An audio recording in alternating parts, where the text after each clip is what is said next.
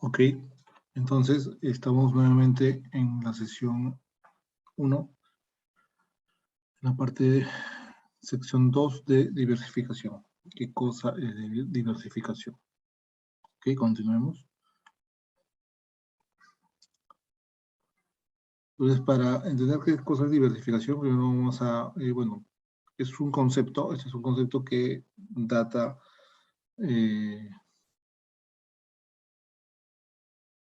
desde del siglo XIX, realmente se ha hablado desde antes, solamente que en ese contexto se asume o digamos, las finanzas la adopta como parte de su jerga y su vocablo, ¿correcto? A través de las matemáticas, ¿ok? Se trata de asignar el dinero a ser invertido, o sea, lo que los inversionistas comienzan a gestionar, ¿no?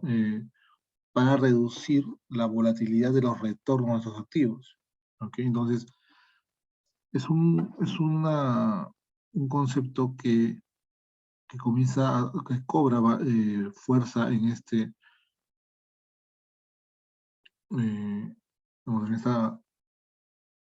tiempo, en el siglo XIX, ¿okay?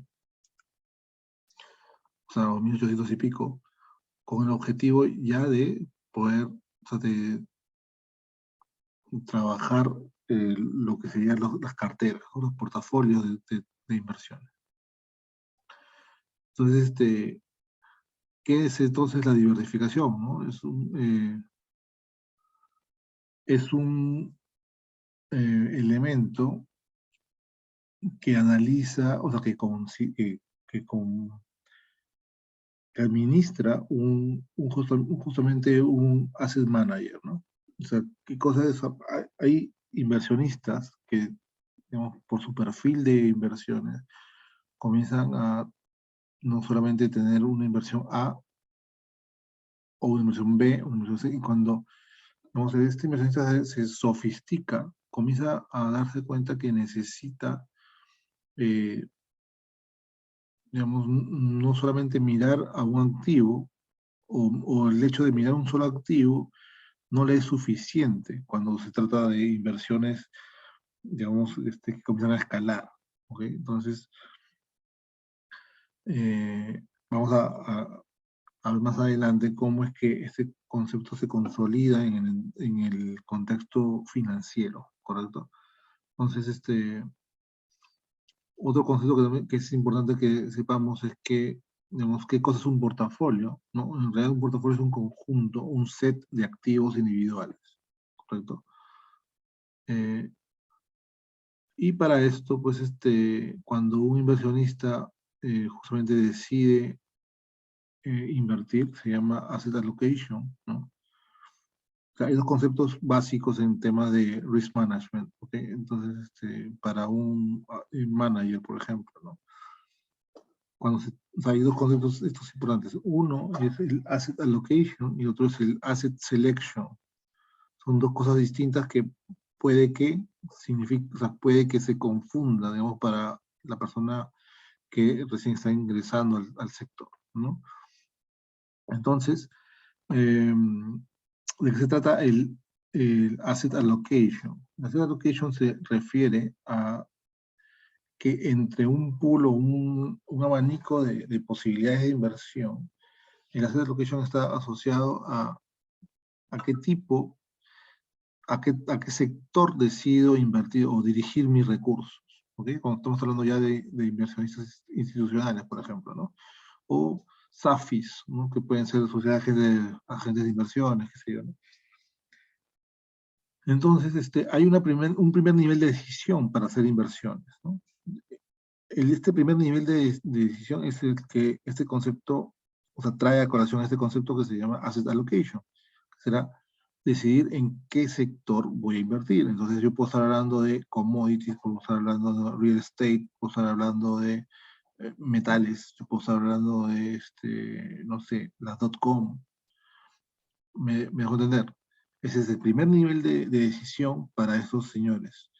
El segundo nivel de decisión es una vez decidido a qué sectores le voy a apuntar, el segundo nivel de decisión viene dado por a qué activo propiamente dicho voy a apostar, ¿ok? Eso ya dependerá de un análisis un poco más fino. Entonces ese es el asset selection, ¿no? ¿Correcto? Entonces, en función de esos dos tipos de decisiones, un poco también se definen estrategias, ¿correcto? Entonces, en este caso, vamos a hablar de manera general en temas de diversificación por un lado y cobertura por otro. O sea, una primera conceptualización de lo que sería la diversificación sería cuando un inversionista, un asset manager, que puede ser inversionista como puede no serlo, decide invertir o decide tener su portafolio de inversiones. Ese portafolio puede estar vinculado simplemente a este concepto de diversificación, propiamente dicha, o cobertura, ¿no? O coberturar las posiciones que tendría este fondo, ¿no? ¿Sí? Entonces, un poco para aterrizar estos conceptos lo que serían los rendimientos o qué cosa es la diversificación o sobre qué se descansa la diversificación. ¿Sí? Primero tenemos que introducir también el concepto de retorno financiero. Entonces, ¿qué cosa es el retorno? El retorno es un concepto muy intuitivo también, muy sencillo. Por ejemplo, ¿no? ¿Qué pasa si ustedes deciden hacer un negocio de comercialización pura, no sé, textil, por ejemplo, ¿no? Entonces, la lógica, la intuición les dice que ustedes, si, digamos, a nivel de todo costo, ustedes ya llevaron un curso de costos y presupuestos, ¿no? Imaginémonos que su costo total no sé, comercializar un determinado textil, pues polo, no sé, pantalones, lo que fuera. Si el costo total fuera como 100, ¿no? La lógica le dice, ¿no? La lógica le dice que si ustedes quieren tener un retorno de X%, tienen que agregarle a su costo el margen, ¿correcto? Pero ese margen tiene que ser tal que después de descontar el costo, entonces, o todos los costos asociados que ustedes puedan asignarle a la operación que están haciendo, les deje justamente esa rentabilidad, ¿no? Entonces, por ejemplo, ¿no? Decirles algo. Si ustedes colocan, o sea, si a ustedes les costó, por decirles algo, si a ustedes les costó el polo a 100, ustedes deciden venderlo a 120, ¿no? El retorno que ustedes tienen, ¿cuánto es? Intuitivamente saben que es 20%, ¿no? ¿No? Pero ¿qué han hecho detrás para calcular ese retorno, o ese número? Han comparado, ¿no? El margen que les da entre el precio de venta con el precio costo, dividido por lo que les costó. Ese es un poco el concepto, ¿no? Entonces vamos a ver.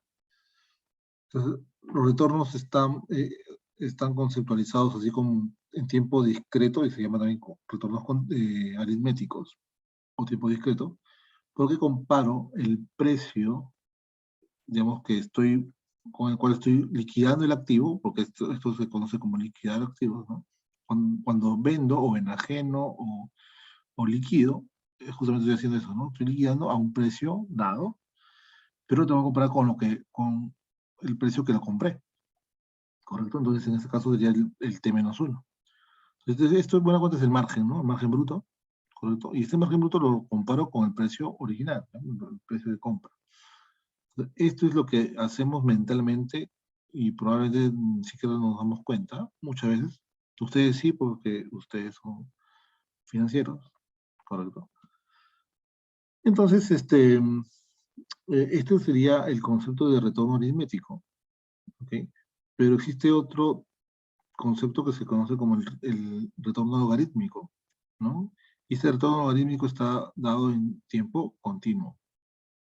Entonces se asume que el tiempo no es va a dar una discreta, si no es un tiempo continuo. Eso quiere decir que los instantes, o el paso entre un tiempo t y un t más 1 es casi instantáneo, ¿no? Entonces, cuando se trata de, de tiempo continuo, el retorno viene dado por la diferencia de los logaritmos. Que buena cuenta es el logaritmo del precio actual versus el logaritmo del precio previo, ¿no? Eso es como tomar retornos, ¿no? Esos pues, se llaman los retornos, ¿no? En finanzas, cuando tratamos ya finanzas avanzadas, siempre, casi, o sea, todo lo que es teoría moderna de financiera se trata como si fuera un tiempo continuo. En consecuencia, tenemos que usar los retornos. Entonces, si dan cuenta, esto es como que reescalar la serie, ¿no? De precios. ¿Ok?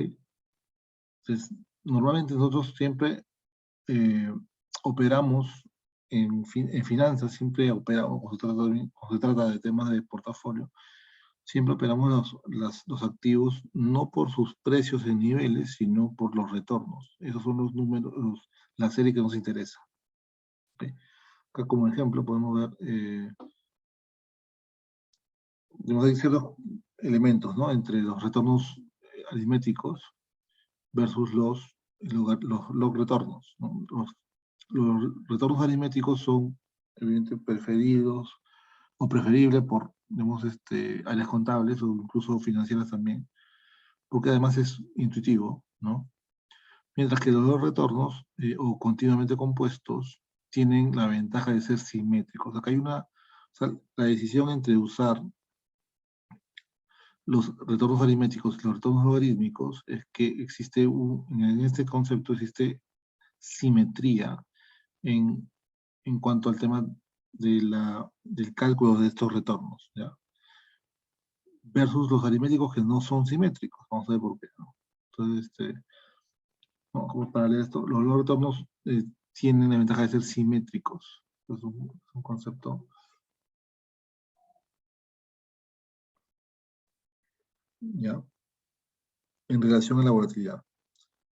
Esto es un concepto que, digamos, que se nota más todavía cuando estamos viendo series, o sea, cuando se ven, seguramente ustedes ya han visto en econometría, los modelos Garch, ¿no? Por ejemplo, o Arch-Garch, ¿no? Esos que inicialmente, pues, modelaban la parte de los autorregresivos, la sección autorregresiva, pero estos modelos Garch se meten a modelar la parte de la volatilidad, ¿no? Entonces, tiene cierta ventaja y desventaja ambos tipos de...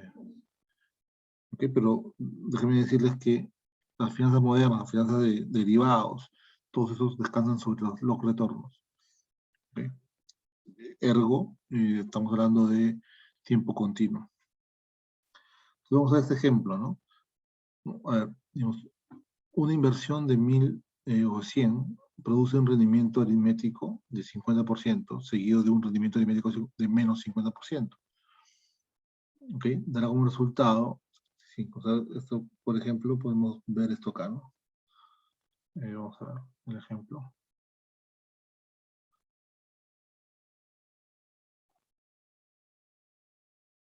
Vamos a ver acá el ejemplo. Ahora, nos dice, tenemos una inversión de 100, ¿no? Tenemos una inversión de 100 y estos son datos. El siguiente periodo produjo un rendimiento de 50%, seguido de un rendimiento de menos 50%. Entonces, ¿cuánto terminamos teniendo? Digamos, vamos a decir esto acá, ¿ya? Vamos a ampliar. ¿Cuánto terminamos teniendo en el tiempo T1? Lo lógico sería multiplicar esto por, ¿no?, el retorno que hemos obtenido, 50%. Entonces tendremos 150, ¿no? Lógica nos dice que está ok. Pero luego viene seguido de un retorno de menos 50, entonces vamos a ver cuánto tuvimos al final de este periodo, más este retorno. Justamente estos 75 que dice acá, ¿no? Entonces, justamente por estos retornos aritméticos O sea, ¿qué dice la intuición, la teoría? O sea, si fuera simétrico, deberíamos retornar a los 100 iniciales, porque el primer periodo obtuvimos ganancia de 50, pero el segundo menos 50. Pero no llegamos a los 100, sino 75. Mientras que cuando tenemos retornos logarítmicos, vamos a ver, cuando tenemos retornos logarítmicos, ¿qué pasa si yo calculo la inversa de esto, ¿no? Obviamente, como hemos tomado retornos logarítmicos, para regresar a la serie de niveles tengo que, es como decir, la E sobre este retorno, menos 1, que va a ser 64.87, eh, y el próximo sería los menos 50 por sería la serie para poder calcular, para regresar a la serie de niveles, sería menos 39. Cuando multiplico esto de manera, digamos, geométrica, lo que obtengo, ¿qué cosa es? Es 100. O sea, digamos, acá se refleja lo que se considera la simetría en cuanto al tema de la volatilidad. ¿Okay? Pues por eso que digamos, existe todas las materias en cuanto a finanzas, de derivados financieros, incluso Black-Scholes y todos los modelos consideran modelos de tipo continuo. O sea, justamente, ¿por qué no son simétricos? Es porque acá tenemos intrínsecamente en esta operación lo que tenemos son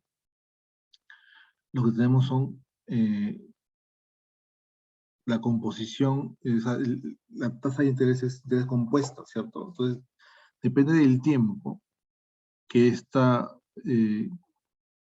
digamos, el resultado de este primer periodo incremente el capital, ¿no? Incrementa el capital porque justamente los intereses se volvieron a capitalizar acá. Entonces acá tengo 150. Entonces el segundo 50% no va a ir sobre el capital inicial, sino sobre el capital ya construido. Por eso que llegamos o sea, cuando la pérdida es del 50% de un valor mucho más alto, evidentemente llegaremos a 75 solamente, ¿no? O sea, dólares, por ejemplo. Mientras que en este caso sí llegamos a los 100 iniciales, digamos, ¿no? ¿Okay? Entonces, por eso que en este caso tenemos, sí, o sea, en ese segundo caso tenemos la simetría en cuanto a la volatilidad, mientras que acá no, ¿no? Entonces, por ejemplo, esto también digamos, nace o digamos, da pie a este concepto que es un ejemplo, ¿no? El movimiento browniano geométrico, donde indica que los rendimientos compuestos en tiempo continuo juegan un papel importante justamente en el fondo de cálculos financieros. Que es justamente este concepto es la base, digamos, que usa Black-Scholes, como le decía, para trabajar las valorizaciones de derivados financieros, ¿no?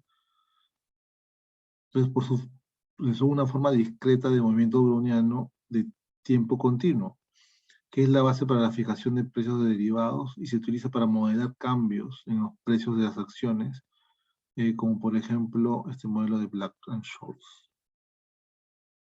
Okay. Acá ustedes pueden seguir mayores datos acerca de esto, ¿okay? Acá hay un link. Pero por ejemplo, esto es lo que significa un movimiento browniano geométrico, ¿no? Podemos ver incluso la gráfica ampliada. Acá vean, ¿no? La línea morada, que es esta por acá, es como decir un ruido blanco, ¿no? Se conoce como ruido blanco. Es un proceso de Wiener, un proceso estocástico de Wiener, ¿no? Cuando la multiplicamos por la volatilidad, que es justamente esto, pues ahí comienza a explotar. O sea, explota porque, si se dan cuenta, esta volatilidad está ampliando los ciclos, o en este caso, tenemos la tendencia de este paseo aleatorio. Si se dan cuenta acá, esto amplía más y embajada la amplía más también, por ejemplo, ¿no? Entonces, esto es, básicamente, ese es un proceso estocástico, ¿ok? Que ustedes no necesitan saber, pero digamos, esto se conoce como proceso estocástico, que está compuesto por un drift, o sea, digamos, como decir, un valor escalar, ¿ok? Seguido por un ruido blanco, que está asociado a la volatilidad también, justamente, ¿no?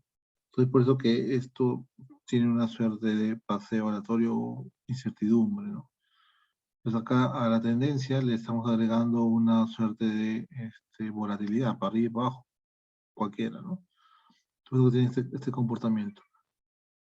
Esta gráfica acá dice, ¿no? Como acá bien dice, está asociada a, o sea, está hecho en Python, y la gráfica está hecho con Matplotlib y con NumPy, un poco para, eh, son paquetes que usa Python para poder trabajar este tipo de gráficas, ¿no? Entonces, esto de acá, ¿cómo se conoce? Esto se conoce como ecuación estocástica, ¿no? Entonces, este es sí, pues, así como teníamos ecuación diferencial ordinaria, las EDO, que ustedes deben conocer, deben recordar. También están las ED, que son las ecuaciones estocásticas, perdón, ecuaciones diferenciales estocásticas, ¿no? Son estas de acá, que se caracterizan por hacer una serie temporal, ¿no? Que está en función del tiempo, ¿correcto? Pero no depende de una pendiente, si quieren verlo así, que se conoce como un drift, ¿ok? Pero a esta tendencia, vamos a esta, simplemente a esta regresión, si quieren verlo así, o proceso autorregresivo, también está afectado por otro componente que depende de la volatilidad. Y esta volatilidad, como es media inestable, justamente ustedes van a encontrar estos comportamientos, ¿no? Que son como las populares electrocardiogramas, ¿no? Entonces tenemos este ruido. Esto es el- una una ecuación diferencial estocástica, digamos, por excelencia, ¿no? Digamos, la más básica incluso. Entonces, eso de ahí, o sea, esto de acá no necesitan saberlo, digamos, a detalle, simplemente conocer que existe esto de acá y que se introduce a todo lo que es la teoría financiera, ¿no? Entonces, para concluir un poquito, eh, y como vimos en la gráfica previa de los activos, cómo han evolucionado, cuál ha sido la dinámica de los activos financieros, sobre todo los principales tipos de activos, que son los bonos del tesoro versus las acciones. De esas gráficas se deriva, de modo, la teoría comenzaba a inclinarse por entender que existe un riesgo que no es del sistema, que no está asociado al sistema, ¿okay? Que además es mitigable, o sea, o diversificable, que es esto de acá, pero existe otro riesgo que ya no puede ser diversificado por más que seamos muy eficientes. Entonces, por eso que en términos de riesgos, el primer concepto de riesgo es justamente eh, entender cómo funciona la diversificación para conocer aquel riesgo que sea sistemático y el otro riesgo que sea, perdón, no puedo destacar, ¿no? Y otro riesgo que sí sea del sistema, ¿no? Entonces, ¿cómo se lee eso? El- Todo aquel riesgo que sea del sistema es no diversificable. O sea, no podemos diversificar porque justamente ya, o sea, el sistema lo tiene intrínseco. No voy a poder hacer nada. Sin embargo, aquel riesgo que sí es o perdón, que no es del sistema, es algo que sí depende de mí. Es un riesgo que sí depende de lo bien que sea, lo que haga administrando justamente estos portafolios. ¿Entienden? Entonces, ¿cómo vemos esto? ¿Cómo es que llegamos de uno a otro? ¿No? Esta gráfica es estándar, o sea, es estándar, lo van a encontrar en todos los textos. Eh, existe la posibilidad o la capacidad de justamente reducir esta exposición a riesgo, digamos que esta parte de acá es riesgo, ¿no? Conforme nosotros vayamos incorporando más títulos a nuestro portafolio, más títulos, más valores a nuestro portafolio. Pero eso va a funcionar si y solo si los activos que agregue al portafolio tengan cierto comportamiento respecto de, digamos, el indicador que pueda estar arrojando en cierto momento ese portafolio. Entonces, ¿qué quiere decir? ¿O qué queremos decir? Queremos decir que no cualquier activo, o sea, no porque yo agregue cualquier activo voy a reducirle el riesgo a mi portafolio, sino tiene que ser, o sea, yo tengo que agregar ese activo o un activo a mi portafolio tal que el riesgo total del portafolio incluyendo este nuevo activo, justamente se reduzca ese riesgo. ¿Y cómo logro eso? Pues entonces ahí es donde entra a tallar un concepto que se conoce como coeficiente de correlación. ¿Ok?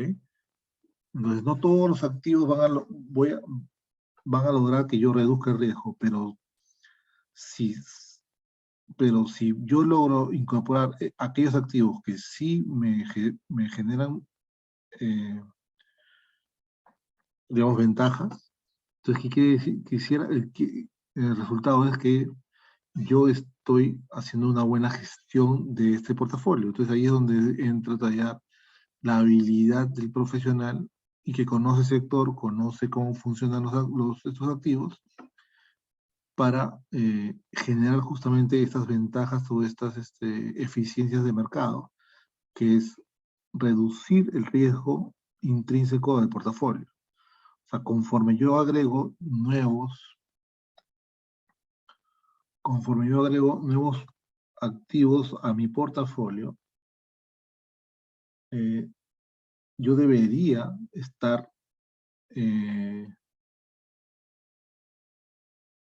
o sea, debería esperar, debería estar consciente, debería tener como objetivo hacer que justamente el riesgo intrínseco del portafolio total se reduzca. Entonces, si logro eso, estoy justamente mitigando el riesgo. ¿Cuál riesgo? El riesgo no sistemático, ¿no? El riesgo no sistemático. Porque es justamente ese riesgo no sistemático el que yo puedo diversificar. El riesgo del sistema, el riesgo, digamos, intrínseco del mercado, no lo voy a poder diversificar, por más que yo agregue más valores. Entonces acá, por eso que ustedes ven esta sección que es asintótico, ¿no? Esta sección es asintótica, justamente porque va a existir un momento va a existir una región, ¿sabes? ¿No?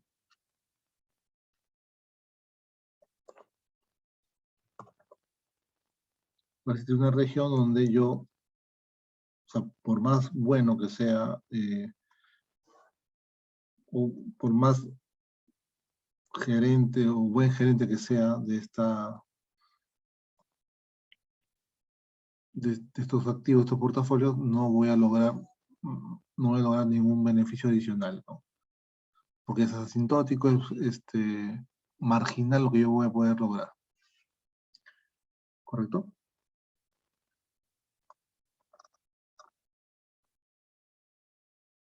Eso es.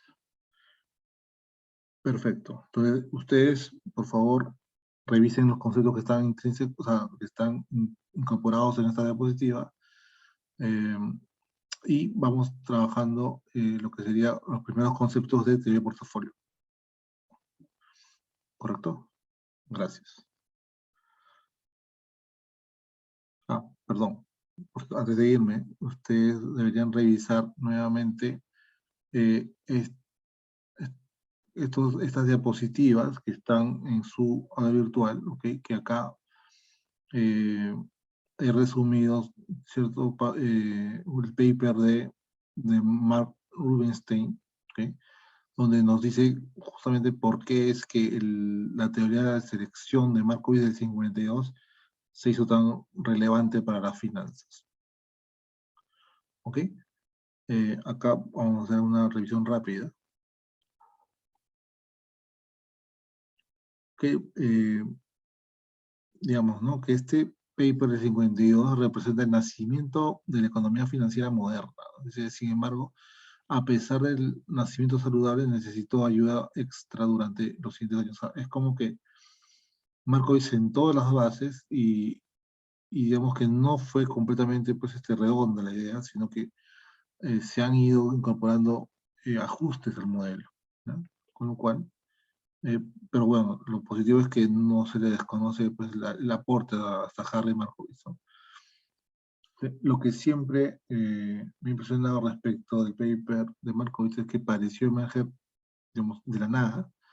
Sin embargo, no. Lo que en una lectura más adelantada se evidencia que no fue así. Estos son testimonios, ¿no? que refieren al paper de Markowitz. Otro testimonio dice, Markowitz difícilmente fue el primero en considerar la diversificación como elemento deseable. De igual forma, tampoco la varianza como medida de riesgo. O sea, no fue el primero. Es como decir que en realidad, o se dice, ¿no? En general, que quien le da al premio de la lotería no es normalmente el que descubre las cosas, sino quien logra entender cómo engranan todos los conceptos pasados y aterriza todo eso en una teoría, en un documento que destaca, ¿no? Okay. A ver, ¿qué cosa es la teoría del portafolio? Justamente acá vamos a ver. Ustedes van a revisar estos documentos más a detalle, vamos a ver. Que veamos. Pero para entender básicamente Harry Markowitz, vamos a tener que lean esta parte de acá, que es la teoría de utilidad esperada, para entender exactamente cómo funciona el modelo de Markowitz, ¿no? Que, digamos, esto no está en Markowitz propiamente. Markowitz toma esta área de conocimiento para construir justamente su modelo media varianza, ¿no? Su entorno media varianza. Entonces, si ustedes recuerdan, la teoría la teoría de Markowitz, o el paper Markowitz se llama selección de portafolio. Entonces, eso es lo que vamos a ver justo en clase, que cómo es que hacemos, o cómo hacen los inversionistas para seleccionar un determinado portafolio. ¿Por qué A y no B? ¿Por qué C y no D? Entonces, ahí tiene que ver justamente el concepto de microeconómico de la utilidad esperada. Entonces, revisen este paper. O sea, bueno, en el aula virtual tienen el paper y tienen esta diapo. Okay, van a ver estos conceptos. Acá quiero solamente mostrarles estas variantes, ¿no? Estas variantes son las que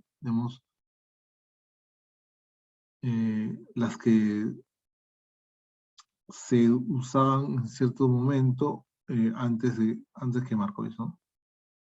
O antes y después. O sea, cómo es que se quiso moldear esta parte de la teoría de utilidad esperada, que justamente es un concepto microeconómico, ¿no?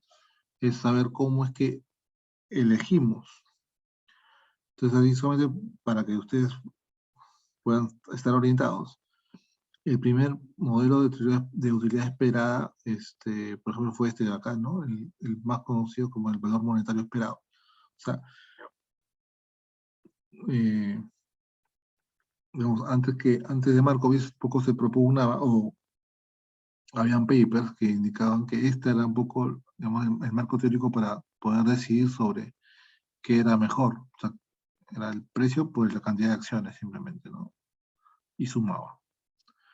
Mientras que acá ya estamos haciendo una variación a esto de acá. Acá estábamos hablando del precio del activo por la utilidad que le da la cantidad del activo invertido. ¿Okay? Un poco también esta también esta es una parte de la teoría de utilidad esperada que justamente es la que usa Markowitz. usa justo este concepto, que es la de von Neumann Morgensen, el 47. Como ellos escriben en el 52, ellos justamente, Marcos usa este de acá, ¿no? Ustedes vean justamente de qué se trata esta parte, ¿no? Es importante para que ustedes entiendan bien cómo funciona la lógica del modelo de Markowitz, ¿no? Y ustedes vean esta parte de acá, revisen bien este documento. Justo acá está este es el paper de Showmaker, ¿no? Justo de Expected Utility Model, ¿no? Las variantes, las proposiciones, la evidencia y las limitaciones. Y este otro paper que es importante, ¿no? El de Rubinstein. O sea, esto es, digamos, por aniversario, ¿no? ¿Qué pasó en los 50 años de uso de su modelo, ¿no? Es paper chiquito, son documentos pequeños. Así que, pues chicos, hasta acá nos quedamos. Muchas gracias.